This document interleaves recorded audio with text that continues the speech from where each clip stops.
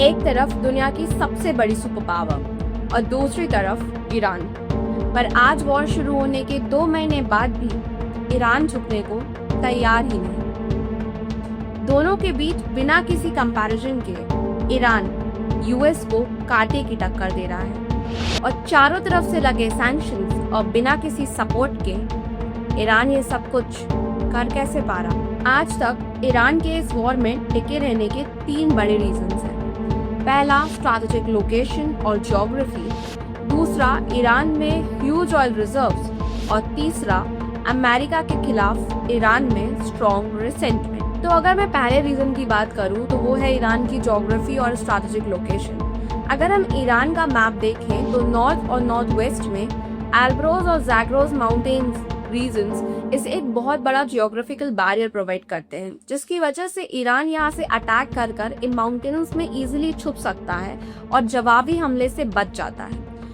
दूसरा रीजन है ईरान का बड़ा ज्योग्राफिकल एरिया, जिसकी वजह से अगर वहाँ के एक एरिया पर अटैक होता है तो उसका असर दूसरे एरिया पर नहीं पड़ता। इसके अलावा अभी हमने न्यूज में काफी सुना स्ट्रेट ऑफ हॉर्मूज के बारे में, जो कि ईरान के पर्शियन गल्फ में स्थित है, जो एक स्ट्रैटेजिक चोक पॉइंट है और ईरान ये सब कुछ बहुत अच्छे से जानता है। इसी वजह से उसने वो सब बंद कर दिया और जिसकी वजह से ग्लोबल ऑयल सप्लाई में बहुत बड़ा असर पड़ा।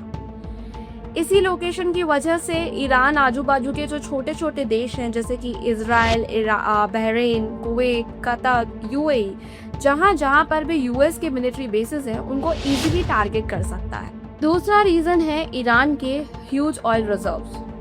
ईरान आज दुनिया भर के 14.1% ऑयल रिजर्व्स को होल्ड करता है और आज होने वाली इस वॉर की वजह कहीं ना कहीं ये तेल ही है।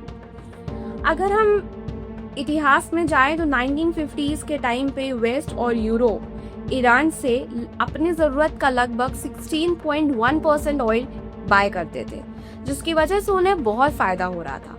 लेकिन 1951 में जब मोहम्मद मुज़्दाह पावर में आए और ईरान के प्रधानमंत्री बने तो उन्होंने जो सबसे पहला कदम उठाया वो था ईरान के ऑयल को नेशनलाइज करना, जो वेस्ट और अमेरिका को बिल्कुल पसंद नहीं आया, जिसकी वजह से अमेरिका और यूरोप दोनों ने मिलकर ऑपरेशन अजेक्स लॉन्च किया और मोहम्मद मुज़्दाह को पावर से हटा दिया। और इसके बाद अमेरिका ने अपने एक puppet ruler Mohammad Reza Pahlavi को ईरान का प्रधानमंत्री बना के उन्हें पावर दे दी, जिसकी वजह से अमेरिका और यूरोप को फिर से फायदा होने लगा। और ये सब कुछ बस ऐसे ही चलता रहा। पर यहाँ पर ईरान के लोगों में अमेरिका के खिलाफ बहुत ज्यादा रिसेंटमेंट आ गया और यही हमारी तीसरी वजह भी बनेगा आगे, क्योंकि अमेरिका ने जिस तरीके से वहाँ के इलेक्टेड प्रधानमंत्री को हटाकर मोहम्मद रजा पहलवी को पावर में ले आए, तो ईरान के लोगों को लगा कि एक तरफ तो अमेरिका बहुत ज़्यादा डेमोक्रेसी, फ्रीडम और इलेक्शन की बात करता है, वहीं दूसरी तरफ एक इलेक्टेड लीडर को हटाकर एक पपेट रूलर को बिठाना ईरान के लोगों के ऊपर अत्याचार है। और यहीं से डेथ टू अमेरिका का स्लोगन भी निकल कर आता है और जो आज तक ईरान के लोगों में बसा हुआ है और वो अमेरिका को बिल्कुल पसंद नहीं करते। अब मोहम्मद रजा पहलवी 1979 तक पावर में रहते हैं और ये सिलसिला ऐसे ही चलता रहता है।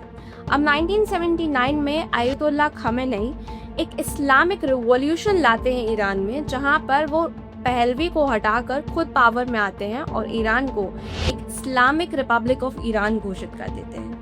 इसके बाद ईरान अपने चारों तरफ से अमेरिका का वर्चस्व हटाने की कोशिश करता है और दूसरे कंट्रीज में जो प्रॉक्सीज बनाने लगता है, जिन्हें वो पैसे और वेपन सप्लाई करता है। उनमें से कुछ के नाम आज तक फेमस हैं और वो अमेरिका के लिए हमेशा से एक बहुत ही बड़े चिंता का विषय बने रहे हैं, जैसे कि पैलेस्टीन में हमास, लेबनान में हिजबुल्लाह और यमन में हाउतीज। ये सब कुछ बस ऐसे ही चलता रहता है। तो अब सवाल ये आता है कि जब यही सब रीजंस थे तो न्यूक्लियर एनरिचमेंट कहाँ से बीच में आ गया। आज की लड़ाई तो उसी को लेकर है, जहाँ तक हम चारों तरफ सुनते हैं कि अगर ईरान ने न्यूक्लियर बॉम्ब हासिल कर लिया तो फिर कुछ नहीं हो पाएगा। और ईरान से अमेरिका इसलिए भी लड़ रहा है कि वो उसको न्यूक्लियर बॉम्ब बनाने नहीं देना चाहता। तो ये बात है सन 2000 की लगभग, जब इराक वॉर हुआ था और अमेरिका ने इराक और अफगानिस्तान दोनों में साथ पे कब्जा कर लिया। तो अपने दोनों तरफ अमेरिका के प्रेजेंस को लेकर ईरान बहुत ज़्यादा घबरा गया और इसी समय से उसने न्यूक्लियर एनरिचमेंट करना शुरू किया। जिसको अमेरिका बिल्कुल भी अफोर्ड नहीं कर सकता था, और उसने बार बार कोशिश करी कि ईरान अपने इस चीज़ में सक्सेसफुल ना हो पाए। और ये सब कुछ एक सक्सेसफुल नोट पर पहुंचा भी तब 2015 में बराक ओबामा ने ईरान के साथ JCPOA का एग्रीमेंट साइन किया, जिसमें ईरान 3.67% तक एनरिचमेंट कर सकता था, और ईरान ये सब कुछ मान भी गया। पर उसके बाद जब 2018 में ट्रम्प पावर में आए तो उन्होंने इसे एग्जिट कर लिया, तो ईरान फिर से एनरिचमेंट करने लगा। और उसके बाद जब फिर से बाइडेन पावर में आए तो उन्होंने फिर से JCPOA में एंटर होने की इच्छा जताई, जिसने इसे एक मजाक बना के रख दिया, क्योंकि ईरान अब इसमें इंटरेस्टेड नहीं था। और यहीं से सिचुएशन थोड़ी और टेंस होने लगती है, क्योंकि ईरान जब ये सब कुछ देखता है तो वो अपना एनरिचमेंट बढ़ा देता है। अब वो 60 से 90% तक एनरिचमेंट करने लगता है, और वो बोलता है कि ये करने में उसे सिर्फ 12 दिन ही लगेंगे। तो ये यूएस की टेंशन्स और बढ़ा देते हैं, और यहीं से ये सब कुछ और ज़्यादा बढ़ने लगता है। लेकिन 2025 के दिसंबर में सिचुएशन कुछ ज़्यादा टेंस हो जाती है, जब ईरान की इकोनॉमी कोलैप्स कर जाती है। ईरान की इकोनॉमी कोलैप्स कर जाती है, इन्फ्लेशन अपने पीक रेट पे होता है, लोग सड़कों पर होते हैं, और इन्हीं लोगों को अमेरिका सपोर्ट करने लगता है। जब ईरान ने अपने पूरे देश में इंटरनेट बंद कर दिए थे, तो अमेरिका का स्टारलिंक सर्वर ईरान में इंटरनेट प्रोवाइड करवाकर इन प्रोटेस्ट को और तेज करने की कोशिश कर रहा था। और फिर ये सिलसिला फरवरी तक पहुंचता है, जब ईरान के खिलाफ America operation epic fury launch करता है और ईरान की टॉप लीडरशिप को खत्म कर देता है।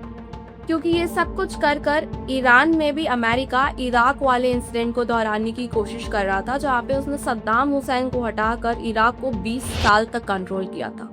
पर ईरान में अभी तक तो हालांकि अभी रीसेंट सीज फायर्स और स्ट्रेट ऑफ हॉर्मुज के ओपन होने के बाद कुछ सिचुएशन कंट्रोल में तो है ही। पर हाँ, हम ये भी ज़रूर कह सकते हैं कि ईरान ये वॉर जीता नहीं, पर उसने यूएस की हेजेमनी को एक ज़बरदस्त टक्कर ज़रूर दी है। और अभी ट्रम्प के रीसेंट ट्वीट्स और ईरान और अमेरिका में ये जो तीखे सवाल जवाब का सिलसिला चल रहा है, ये वॉर को एक बहुत ही खतरनाक मोड़ तक ले जाने के लिए काफ़ी है। अब देखना ये होगा कि इस वॉर से आगे क्या होता है, क्योंकि ये वॉर सिर्फ अमेरिका और ईरान तक सीमित नहीं, इस वॉर पे उठाए हुए हर एक कदम का असर पूरी दुनिया पर पड़ता है।